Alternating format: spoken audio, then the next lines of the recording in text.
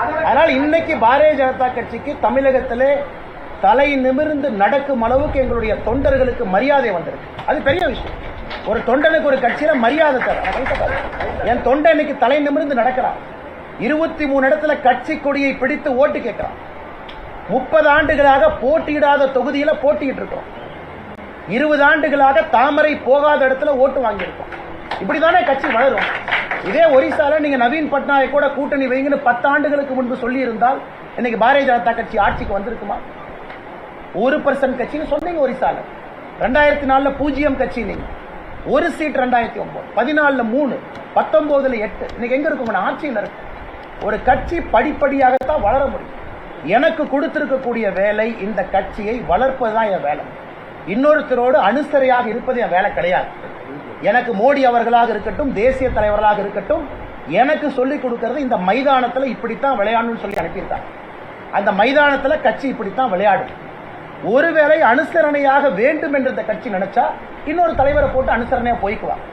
ஆனா அண்ணாமலையை பொறுத்தவரை இந்த அரசியலை செய்ய வேண்டும் சொல்லியிருக்காங்க. அப்படித்தான் செஞ்சுக்கிட்டு இருக்கோம். அதுக்கு மக்கள் தீர்ப்பு கொடுத்திருக்காங்க. வெற்றி பார்க்கிறோம், தோல்வியும் பார்க்கிறோம். அதை எப்படி அடுத்த கட்டம் எடுத்து செல்ல வேண்டும் என்று யோசிக்கின்றோம், எடுத்து செல்லுவோம். அதனால பாரதிய ஜனதா கட்சி நீங்க பார்க்கணும். இன்னைக்கு ஜெயிச்சுட்டா நீங்க என்ன சொல்லுவீங்க? ஓ, பாரதிய ஜனதா கட்சி தமிழ்நாட்டில் வந்துருச்சு. இந்த பேச்சை இன்னைக்கு தானே வந்திருக்கு. இத்தனை காலமா நோட்டா கட்சின்னு எத்தனை இடத்துல பத்திரிகையில் எழுதுனீங்க. ஆனால் எங்களை பொறுத்தவரை எங்கள் இலக்கில் போறோம். நாளைக்கு காலையில் ஆட்சியை பிடிக்க வேண்டும் தமிழகத்தில் என்பது எங்களுடைய நோக்கம் இல்லைங்கண்ணா. அது நடக்காதுன்னு எங்களுக்கு தெரியும். இன்னும் உழைப்பு கொடுக்கணும், இன்னும் ரொம்ப தூரம் போகணும். இந்த நாவடக்கம், அதே நாவடக்கத்தோடு அவங்க பேசியிருக்கலாமே. அதே நாவடக்கத்தோடு அவங்க பாரதிய ஜனதா கட்சியினுடைய தலைவர்களை தொண்டர்களை மதிச்சிருக்கலாமே. பாரதிய ஜனதா கட்சி இந்த கட்சி அந்த கட்சி இப்போ சொல்றாங்களே, அந்த சொந்த தலைவர்களுடைய சொன்ன தலைவருடைய மகள்ல எங்க நிற்கிறாங்க? 3வது இடத்துக்கு தள்ளப்பட்டு நிற்கிறாங்க. அதே தலைவர்கள் தானே சென்னையில் பேசினாங்க. அதையெல்லாம் ஏன் நாவடக்கத்தோடு அவங்க பேசல? அதே தலைவர்களுடைய சொந்த மகன் அந்த தொகுதியில எம்பியாக இருந்தவர் ஏன் 3வது இடத்துக்கு போகணும்? அதெல்லாம் கூட மக்கள் பார்க்கறாங்களே. எவ்வளவு ஓட்டு கம்மியா வாங்கியிருக்காங்க. சென்னையில 3 இடத்திலும் கூட, தலைநகரத்தில் 2 இடத்துல பாரதிய ஜனதா கட்சி இங்கே ஆளுகின்ற கட்சி 5 முறை இருந்த அதிமுகவையே 3வது இடத்துக்கு தள்ளி இருக்கும். மதுரையில் எதுக்கு அதிமுக 3வது இடத்துக்கு தள்ளி இருக்கும்? திருநெல்வேலி சவுத்துல பாருங்க, கன்னியாகுமரியில் அவங்களுடைய வாக்கு என்ன? அதனால இந்த தலைவர்கள் நாவடக்கத்தோடு பேசாததற்கு மக்கள் கொடுத்த அதிமுகவுக்கு கொடுத்த பரிசு தான். இவங்க நாவடக்கத்தோடு பேசியிருக்கணும்ல.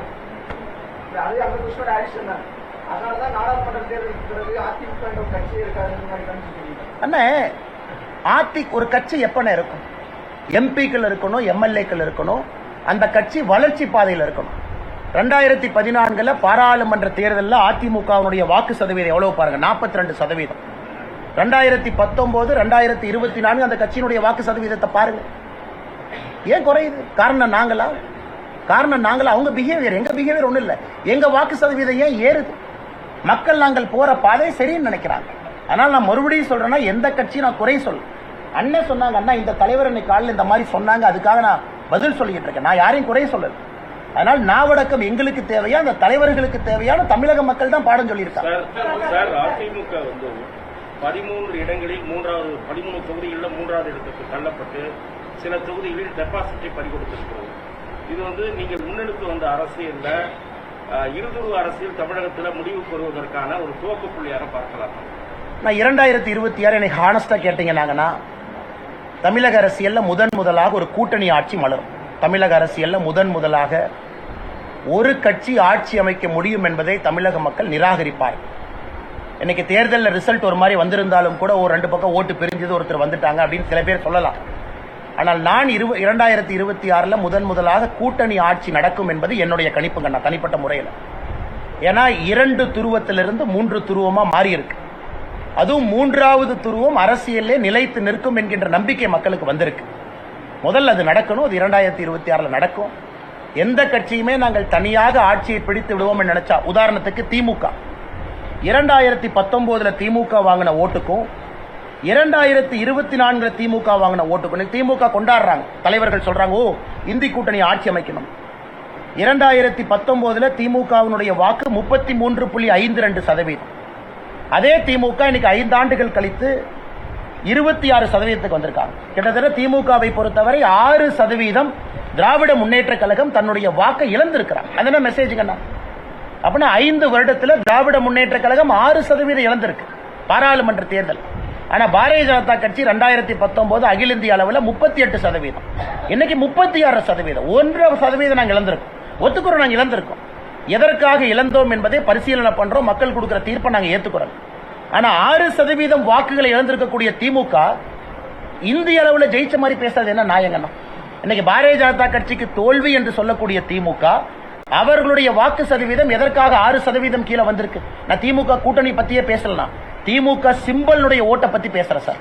2019 டிஎம்கே சிம்பல் ஓட்டு 33.52%. 2019 திமுக சிம்பல் ஓட்டு 26.93. இது ஒரு சாதனையா நாங்க பார்க்கிறோம்.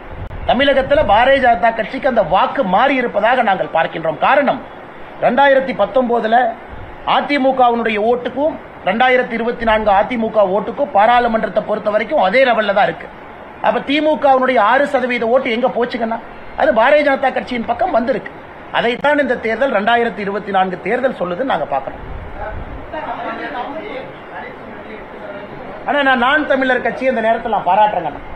காரணம் எங்களுக்கும் அவர்களுக்கும் அரசியல் சித்தாந்த அடிப்படையிலே கடுமையான வாக்குவாதங்கள் நடந்தாலும் கூட நேர்மையாக இந்த களத்தில் அவங்க நின்றுக்கிறாங்க. பணம் கொடுக்காம நின்றுக்கிறாங்க. நான் பாராட்டுறேன்.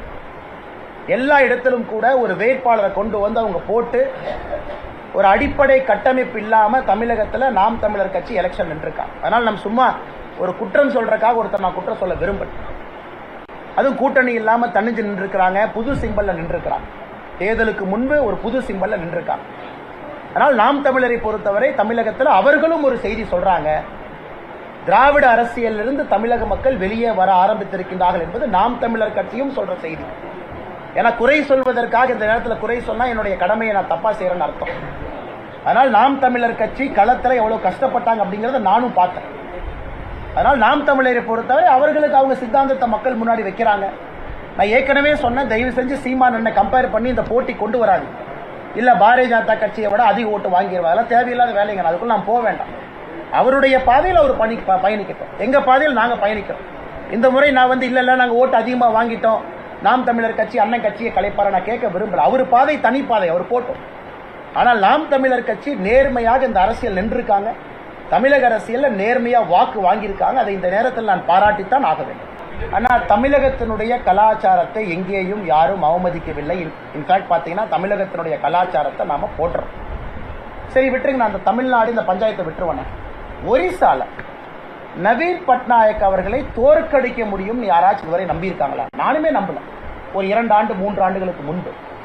ஆனா இன்னைக்கு எப்ப வி.கே. பாண்டியன் அவர்கள் முழு நேர அரசியலுக்கு வந்தாங்களோ ஒரிசா மக்கள் தோற்கடிச்சிருக்காங்க. என்ன மெசேஜுங்கன்னா, ஒரிசா மக்கள் அவர்களுடைய மண்ணை சார்ந்த அரசியலை எடுத்து நடத்த வேண்டும் என்று அவங்க முடிவு பண்ணியிருக்காங்க. அதில் நீங்கள் நானே எப்படி குற்றம் சொல்ல முடியும்? அந்த மக்களுடைய ஆதங்கம் ஒரிசாவை பொறுத்தவரை மண் சார்ந்த அரசியலா இருக்கணும். வி.கே. பாண்டியன் அவர்கள் எப்ப அரசியலுக்குள்ள பிஜு ஜனதா தள் கட்சியில நம்பர் 2ஆக அறிமுகப்படுத்தப்பட்டாரோ அதன் பிறகு 25 ஆண்டுகளுக்கு பின்பு பெரிய தோல்விங்க. பெரிய தோல்வி. அது பாரதிய ஜனதா கட்சியினுடைய எம்எல்ஏ எங்க இருந்துச்சு? இன்னைக்கு தனி பெரும்பான்மையில வந்திருக்கும். அதனால் பாரதிய ஜனதா கட்சி பிரச்சாரத்தின் பொழுது என்ன சொன்னார்களோ அதை ஒரிசா மக்கள் அங்கீகாரம் செய்வதாகத்தான் இந்த தீர்ப்பை நாங்க பார்க்கிறோம். அதே நேரத்தில் எங்கேயும் நாங்க பண்ணல. யாரோ வாட்ஸ்அப்ல ஒரு வீடியோ போடுறாங்க, இந்த வீடியோல யாரோ சாப்பிடுற மாதிரி போடுறாங்க. அது பாரதிய ஜனதா கட்சி நாங்க போட்டோமா? எங்க அதிகாரப்பூர்வ பக்கத்தில் நாங்க போட்டோமா? இல்ல பாரதிய ஜனதா கட்சியினுடைய தலைவர் ஒரிசாவை சார்ந்தவங்க யாராச்சும் போட்டாங்களா? யாருமே போடல. அந்த வீடியோவை யாரு கிரியேட் பண்ணாங்கன்னு தெரியாது. அந்த வீடியோவை வைத்துக் கொண்டு அவங்க கருத்து கொடுக்குறாங்க. அது பாரதிய ஜனதா கட்சி அதிகாரப்பூர்வ வீடியோவே கிடையாது. தமிழ்நாட்டில் திமுகவை பத்தி ஒரு வீடியோ வருதுங்க, அது நான் போட்டா நீங்க கருத்து எங்கிட்ட கேட்கலாம். அது வேற யாராச்சும் போட்டா கருத்து நான் எப்படி சொல்ல முடியுங்க? பாதகம் செய்பவரை கண்டால் நாம் பயங்கொள்ளலாகாது பாப்பா, மோதி மிதித்து விடு பாப்பா, அவர் முகத்தில் உமிழ்ந்து விடு பாப்பா. அண்மை செய்திகளை உடனுக்குடன் தெரிந்து கொள்ள இணைந்திருங்கள் இயம்நாடு தொலைக்காட்சியுடன்.